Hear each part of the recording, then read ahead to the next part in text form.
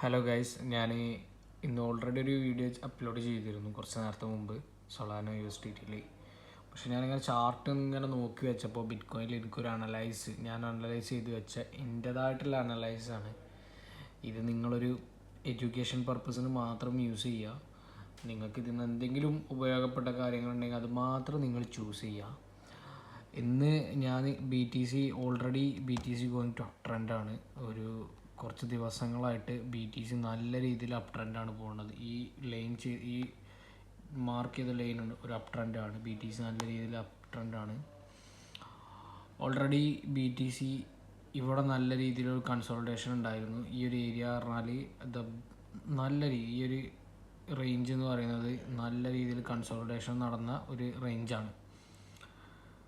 Consultation നടന്നതാണ് ഏകദേശം ഈ ഒരു റേഞ്ചിൽ. കൺസോൾട്ടേഷൻ നടന്ന എന്ന് പറയുമ്പോൾ നമുക്കൊന്ന് മെഷർ ചെയ്ത് നോക്കാം. എന്ന് മുതലാണ് ഈ കൺസോൾട്ടേഷൻ തുടങ്ങിയെന്ന് നമുക്ക് നോക്കാം.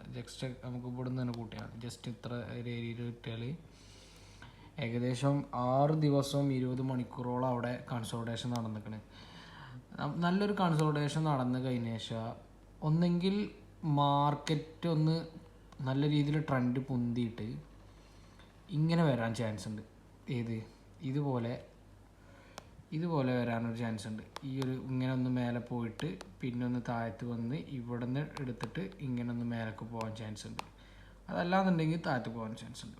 കാരണം ഓൾറെഡി ഇവിടെ നല്ല രീതിയിൽ തൽക്കാലം ഈ കൺസോൾട്ടേഷനിലൊന്ന് ഞാൻ ഡിലീറ്റ് ചെയ്യേണ്ടത് ചെറുതായിട്ട് ഒഴിവാക്കുന്നുണ്ട്. കാരണം എന്താ വെച്ചാൽ കറക്റ്റ് ക്ലിയർ കിട്ടില്ല. ഓൾറെഡി നമുക്ക് ഇവിടെ ഒരു ഓർഡർ ബ്ലോക്ക് ഉണ്ട്. ഇൻ കേസ് ഈ ഓർഡർ ബ്ലോക്ക് നല്ല രീതിയിൽ ഈ ഓർഡർ ബ്ലോക്ക് ഇവിടെ വന്ന് റിയാക്ട് ചെയ്യുന്ന സമയത്ത് എന്ത് സംഭവിക്കുമെന്ന് ചോദിച്ചാൽ നമ്മൾ ട്രെൻഡ് ലൈന് ബ്രേക്ക് ഔട്ട് ചെയ്യും. അപ്പോൾ ചെറിയൊരു ട്രെൻഡ് ലൈന് ബ്രേക്ക് ഔട്ട് ചെയ്ത് കഴിഞ്ഞാൽ നമുക്ക് അപ്പോൾ ഉള്ളൊരു സ്ഥിതി എന്താ വെച്ചാൽ നോക്കിയിട്ട് അപ്പോൾ ഒരു ട്രേഡ് എടുക്കാം. പക്ഷേ ഞാൻ ഇവിടെ ഒരു ഓർഡർ ബ്ലോക്ക് ഉണ്ടായതുകൊണ്ട് ഒന്ന് മാർക്കറ്റ് ഈ ഓർഡർ ബ്ലോക്കിൻ്റെ ഒരു റിയാക്ഷൻ കൊടുത്തിട്ടേ ഇനി മാർക്കറ്റ് മേലോട്ട് പോകാനുള്ള ചാൻസ് ഉള്ളൂ. നമ്മൾ മാർക്കറ്റ് അനലൈസ് ചെയ്യാന്നുള്ളൂ. നമ്മളൊരു പ്രൊഡക്ഷനാണ്. ചിലപ്പോൾ പ്രൊഡക്ഷൻ തെറ്റാനും ചാൻസ് ഉണ്ട്. ബട്ട് നമ്മൾ പഠിച്ചൊരു നമ്മളൊരു കൺഫർമേഷൻ നോക്കിയതിന് മാത്രമേ ഒരു ട്രേഡ് എടുക്കാവുള്ളൂ. 4 hours നമ്മളെപ്പോഴും എന്ത് ചെയ്യണം, ചാർജ് ചെയ്യണം. 4 hours നമ്മളെപ്പോഴും ഒരു 50 minutesലേക്ക് പോകണം. 50 minutesലേക്ക് പോകുമ്പോൾ നിങ്ങൾക്ക് കാണാം, ഞാൻ ഇവിടെ ഒരു പാറ്റേൺ വരച്ചിട്ടുണ്ട്. ആ പാറ്റേൺ ബ്രേക്ക് ഔട്ട് ചെയ്തിട്ടുണ്ട്. ഓൾറെഡി മൂവിങ് ആവറേജിന് ബ്രേക്ക് ഔട്ട് ചെയ്തിട്ടുണ്ട്. നമുക്ക് ഇവിടെ നല്ലൊരു ഫെയർ വാല്യൂ ഗ്യാപ്പും ഉണ്ട്, ഒരു എന്താ പറയുക സപ്പോർട്ടും ഉണ്ട്. നമുക്ക് സപ്ലൈ സോണുണ്ട്. ഈ ഒരു ഏരിയ എന്ന് പറഞ്ഞാൽ നല്ലൊരു ഹയർ ലോയിൽ ഇങ്ങനെ പോകുമ്പോൾ ഇതൊരു ലോ ആണ്. അപ്പോൾ ഈ ഒരു ലോ നമുക്ക് ഒരു ബ്രേക്കും വന്നിക്കണം. അതായത് 50 minute നമുക്ക് ഈ ഒരു ലോ നമുക്കൊരു ബ്രേക്കും വന്നിക്കണം. അപ്പോൾ ഞാൻ ഇതിനൊരു ചേഞ്ച് ഓഫ് ക്യാരക്ടറായി മാർക്ക് ചെയ്ത് വെക്കുന്നുണ്ട്. കാരണം എൻ്റെ ഒരു സൈഡിൽ ഇതൊരു ചേഞ്ച് ഓഫ് ക്യാരക്ടറായിട്ട് കാണുന്നത് ഞാൻ.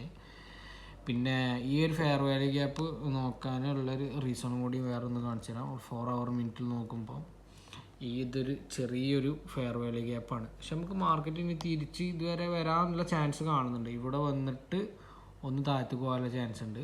കാരണം ഈ ഒരു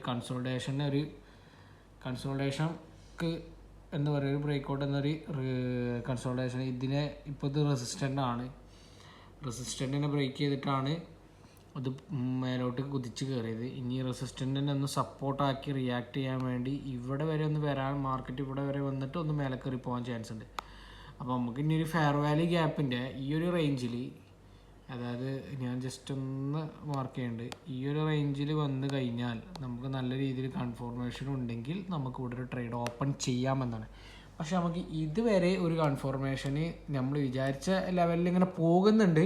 പക്ഷെ നമുക്ക് ആ ഫെയർ വാല്യൂ ഗ്യാപ്പിൻ്റെ അവിടെ ഒരു ലിക്വിഡിറ്റിയും നല്ലൊരു കൺഫർമേഷനും കൂടി ഉണ്ടെങ്കിലേ നമുക്ക് ആ ട്രേഡ് ഓപ്പൺ ചെയ്ത് പോകാൻ പറ്റുള്ളൂ. അപ്പോൾ നമ്മൾ കൺഫർമേഷന് വേണ്ടി വെയിറ്റ് ചെയ്ത് നിൽക്കുകയാണ് ഇപ്പോൾ ഉള്ളത്.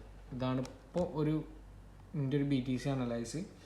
അപ്പം നമ്മളെല്ലാവരും അനലൈസ് ചെയ്യുന്നത് എല്ലാവർക്കും പല രീതിയായിക്കാരം. അപ്പോൾ എല്ലാവരും ഇതൊരു എഡ്യൂക്കേഷൻ പർപ്പസായിട്ട് ഉപയോഗിക്കാം. നമുക്ക് നോക്കാം എന്താ സംഭവിക്കാമെന്ന്.